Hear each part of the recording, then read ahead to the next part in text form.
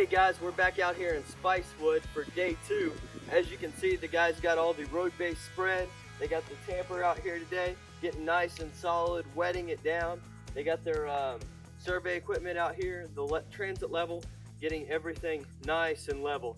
Here in just the next few hours, we're going to have 16 tons of crushed granite coming in, and with that, they'll do the final grade, do the slopes, and getting all of the base finished.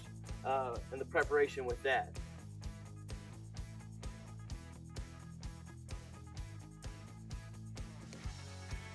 This is day 2.